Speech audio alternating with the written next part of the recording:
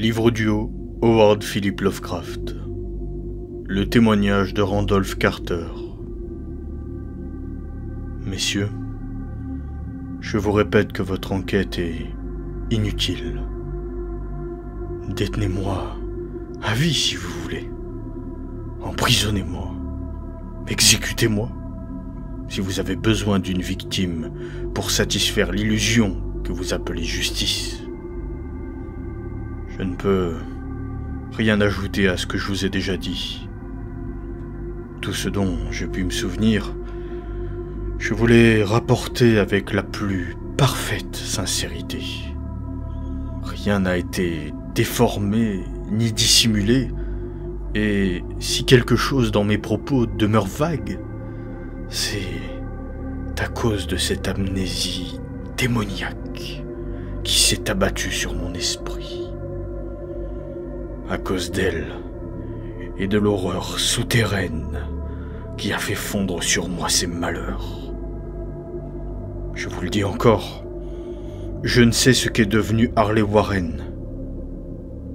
Je pense pourtant, j'espère presque, qu'il repose dans un oubli paisible.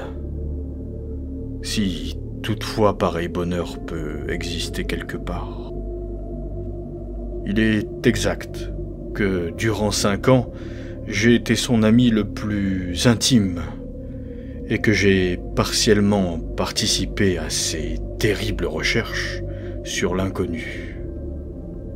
Quoique ma mémoire soit incertaine et confuse, je ne nierai pas le témoignage qui m'est à charge. Il est possible qu'au soir de cette nuit de peur, l'on m'ait vu vers 11h30 à la barrière de Gainesville, marchant en compagnie de Warren, dans la direction du marais du Grand Cyprès.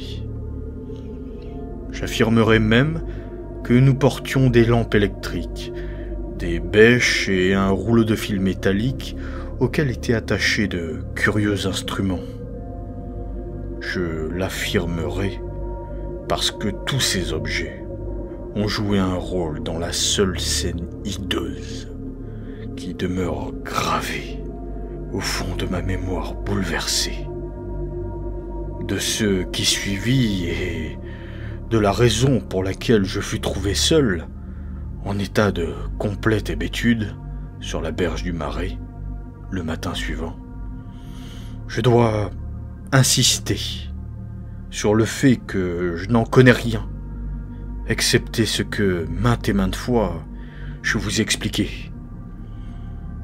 Vous me dites qu'il n'y a rien dans ce marais, ou dans son voisinage qui puisse avoir été le décor de mon effrayant récit. Tout ce que je puis répondre à cela, c'est que je ne connais que ce que je vous ai décrit. Ce fut peut-être une vision ou un cauchemar. J'espère avec ferveur que ce le fut. Pourtant, de ces heures troubles et tout ce qui eut lieu après que nous eûmes quitté le regard des hommes, c'est tout ce que jusqu'à présent, mon esprit a retenu. Pourquoi Harley Warren ne revint-il pas avec moi? Seuls peuvent le dire, lui, son ombre, ou ce quelque chose sans nom que je ne puis décrire. Comme je l'ai déjà rapporté, les fatales études de Harley Warren me furent bien connues et j'y collaborai partiellement. De son immense collection d'étranges livres rares, consacrés à des sujets maudits, j'avais lu tout ce qui était écrit dans la langue où j'étais passé maître. Mais ces livres, qui m'étaient accessibles, ne se montraient qu'à un nombre infime, comparativement à ceux qui étaient rédigés dans des langues que je ne connaissais pas. Parmi ces derniers, beaucoup, me semble-t-il, étaient rédigés en arabe. Quant aux livres inspirés du diable qui a provoqué la faim, ce livre que Warren emporta hors du monde dans sa poche, il était composé de caractères tels que nulle part ailleurs je n'en vis de semblables. Et mon ami se refusa toujours à me livrer le sens de ce qu'il renfermait. Dois-je répéter que je ne conserve plus une pleine compréhension de la nature de nos études? Il me semble extrêmement heureux pour moi de ne plus le savoir, car ces études terribles, je les poursuivis plus par une fascination mêlée de répugnance que par une véritable inclination. De tout temps, Warren me domina, et il m'arriva même de le craindre.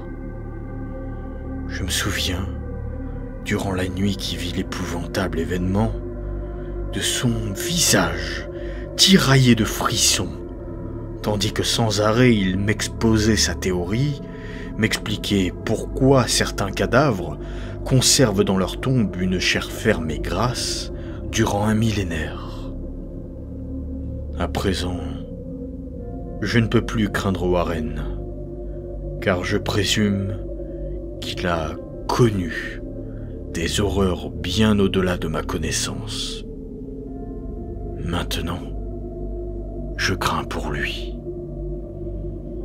Une fois de plus, j'affirme que je n'avais pas une idée nette de ce qui, durant cette nuit, devait être notre but. Ce but avait certainement un rapport avec le livre que Warren emportait dans sa poche. Ce vieux livre au caractère indéchiffrable qui lui était venu des Indes un mois plus tôt. Mais je jure que j'ignorais ce que nous comptions découvrir. Votre témoin dit qu'il nous vit à la barrière de Gainesville à 11h30, faisant route vers le marais du Grand Cyprès. C'est probablement vrai, bien que je ne me souvienne pas clairement de ce fait. Mon unique souvenir, comme gravé au fer rouge dans mon âme, n'a trait qu'à une scène qui dut se dérouler longtemps après minuit, car un blafard quartier de lune passait très haut dans le ciel vaporeux. Nous étions dans un ancien cimetière, si ancien que je tremblais aux signes multiples d'années immémoriales. C'était dans une vallée profonde et humide, couverte de rangées d'herbes, de mousses et de mauvaises tiges rampantes, dans une vallée remplie d'une vague puanteur que ma futile imagination associa absurdement à l'odeur de la pierre pourrissante. Partout s'étalaient les signes de la négligence et de la décrépitude, et j'étais hanté par l'idée que Warren et moi étions les premières créatures vivantes à envahir un mortel silence séculaire. Au-dessus du bord de la vallée, le sombre quartier d'une lune déclinante pointait à travers de répugnantes vapeurs, semblant monter de catacombes inconnues. Sous les faibles et vacillants rayons, je pus distinguer un repoussant ensemble d'antiques dalles, d'urnes, de cénotaphes et de façades de mausolées couverts de mousse et tachés d'humidité. Tous ces moments, à demi cachés par l'épaisse luxuriance de la végétation insalubre, tombaient en ruine. La première perception de ma propre présence au sein de cette horrible nécropole me vint d'un moment d'arrêt que Warren et moi observâmes devant un vieux sépulcre en partie ruiné, tandis que nous jetions à terre un fardeau que nous semblions avoir inconsciemment porté. Je me rends compte à présent que j'étais muni d'une lampe électrique et de 2 bêches, cependant que mon compagnon s'était chargé d'un matériel de téléphone portatif. Nous ne prononçâmes pas une parole. Le lieu où nous nous trouvions et la besogne qui nous y attendait seulement connu de nous. Sans délai, nous saisîmes nos bêches et commençâmes à enlever l'herbe, les mauvaises tiges et la terre qui s'était amassée sur l'archaïque sépulture. Après en avoir dégagé toute la surface, composée de 3 immenses dalles de granit, nous reculâmes de quelques pas, et Warren sembla se livrer à quelque calcul mental. Il retourna ensuite au sépulcre, et, usant de sa bêche comme d'un levier, il s'efforça de soulever la dalle la plus proche d'un amoncellement de pierres écroulées, qui avait dû être autrefois un monument. Il n'y réussit pas et me fit signe de venir à son aide. Finalement, nos forces combinées déchaussèrent la pierre que nous dressâmes et basculâmes sur un côté. La dalle, une fois enlevée, une sombre ouverture se révéla d'où s'échappèrent des gaz et des miasmes si nauséabonds que, saisis d'horreur, nous bondîmes en arrière. Au bout d'un moment, trouvant les exhalaisons plus supportables, nous approchâmes à nouveau de cette sorte de bouche d'ombre. Nos lanternes découvrirent le sommet d'une volée de marches de pierre, sur lesquelles, de l'intérieur de la terre, chutait goutte à goutte une odieuse liqueur. Des murs humides, incrustés de salpêtre, bordaient ces marches. Ma mémoire enregistre, à cet instant, le souvenir des premières paroles que Warren, de sa voix mûre de ténor, m'adressa sur un ton singulièrement inchangé, malgré le terrifiant décor qui nous entourait. « Je regrette, dit-il, d'avoir à vous demander de rester à la surface, mais ce serait un crime que de permettre à quelqu'un ayant vos nerfs fragiles de descendre là. Vous ne pouvez imaginer, même d'après ce que vous avez lu ou ce que j'ai pu vous raconter, les choses que je vais devoir faire et voir. C'est un travail diabolique, Carter, et je doute que, sans une sensibilité à toute épreuve, quelqu'un puisse regarder cela jusqu'au bout et en revenir non seulement sain d'esprit, mais vivant.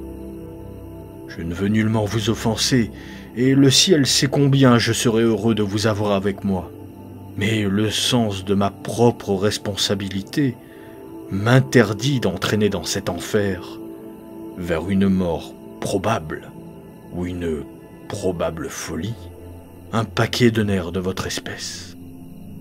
Je vous jure que vous ne pouvez imaginer réellement ce dont il s'agit, et je vous promets de vous tenir au courant de chacun de mes mouvements par le téléphone.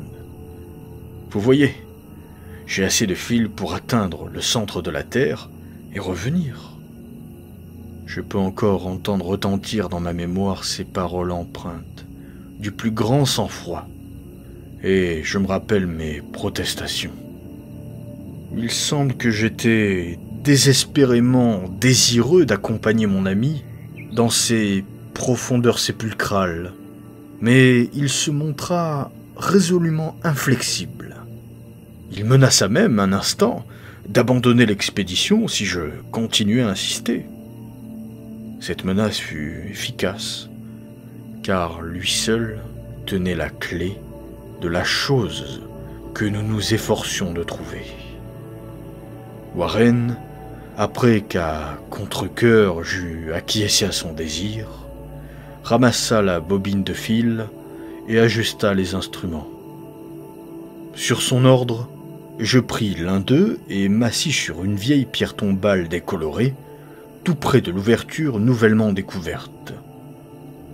Warren ensuite me serra la main, chargea sur son épaule le rouleau de fil et disparut à l'intérieur de l'indescriptible ossuaire.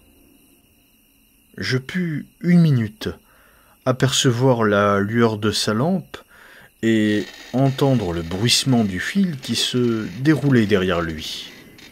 Mais bientôt cette lueur disparut brusquement, comme si Warren avait, dans l'escalier de pierre, rencontré quelques tournants et le son mourut au loin presque aussi vite. J'étais seul, et pourtant prêt encore à descendre vers ces profondeurs inconnues, toutes proches des magiques rivages, dont la verte surface s'étalait au-dessous des rayons fatigués de ce crayeux quartier de lune. Dans le silence délaissé de cette cité de mort, blanche et déserte, mon esprit concevait les plus horribles fantaisies, les plus horribles illusions, tandis que les tombeaux et les monolithes bizarres semblaient s'imprégner d'une personnalité hideuse. Des ombres amorphes semblaient se cacher dans les plus sombres replis de la vallée obstruée par les mauvaises herbes, comme dans quelque cérémoniale procession blasphématoire, et franchir les portes des tombes en train de se putréfier sur la colline. Ombre qui ne pouvait avoir été dissoute par l'apparition de ce blanchâtre clair de lune. Constamment, je consultais ma montre à la lueur de ma lampe électrique, tendant anxieusement l'oreille vers l'écouteur du téléphone. Durant un quart d'heure, je n'entendis rien. Puis, un faible bruit monta de l'appareil, et, d'une voix tendue, j'appelai mon ami au sein des profondeurs. Surexcité comme je l'étais à cet instant, je n'étais pas préparé aux paroles qui, proférées en termes plus alarmés et plus tremblants que jamais, auparavant, je n'en avais ouï de la bouche d'Harley Warren, montèrent de ce sépulcre d'outre-tombe. Warren qui, un bref moment plus tôt, m'avait si calmement quitté, appelé à présent au fond de son abîme, dans un murmure plus sinistre que le plus perçant des cris. « Dieu, si vous pouvez voir ce que je suis en train de voir !» Je ne pus répondre. Privé de voix, je ne pus qu'attendre. Puis vinrent à nouveau des mots affolés. « Carter, c'est terrible, monstrueux, incroyable !» La voix, soudain, ne me manqua plus, et je déversai dans le microphone des flots de questions fiévreuses, répétant continuellement ma terreur. « Warren, qu'est-ce ? Qu'est-ce » Rauque de peur et teintée de désespoir, la voix de mon ami monta à nouveau. « Je ne peux vous raconter, Carter. Cela dépasse absolument la pensée. Et je n'ai pas le courage de vous raconter. Nul homme ne peut connaître cela et vivre. Grand Dieu, je n'avais jamais rêvé cela. » Silence à nouveau, excepté de mon côté d'où venait un impétueux torrent de questions frémissantes. Puis la voix de Warren, empreinte au plus haut point d'une consternation stupéfiante. « Carter, pour l'amour de Dieu, replacez la dalle et sauvez-vous si vous le pouvez. Vite, laissez tout tomber. Ne vous occupez que de vous en sortir. C'est votre seule chance. Faites ce que je vous dis et ne demandez pas d'explication. » J'entendis, mais je n'étais capable que de répéter mes questions frénétiques. Autour de moi, il y avait les tombes, l'obscurité, les ombres. Au-dessous de moi, s'embusquaient des périls, dépassant toute imagination humaine. Pourtant, mon ami courait un bien plus grand danger que moi. Je perçus à travers ma peur une vague irritation à l'idée de ce qu'il pourrait m'estimer capable de l'abandonner dans de telles circonstances. Un petit cliquetis s'éleva de l'appareil, puis, après un silence, impitoyable cri de Warren. Barrez-vous! Pour l'amour de Dieu, replacez la dalle et barrez-vous, Carter! Quelque chose dans l'argot puéril de mon compagnon dénotait une épouvante si évidente que cela me rendit mes esprits. Je pris une résolution et criai dans l'appareil. « Warren, du courage! J'arrive immédiatement !» À cette offre, le ton de mon ami se changea en un cri d'extrême désespoir. « Ne le faites pas! Vous ne pouvez comprendre! Il est trop tard! Et c'est de ma propre faute! Replacez la dalle et courez!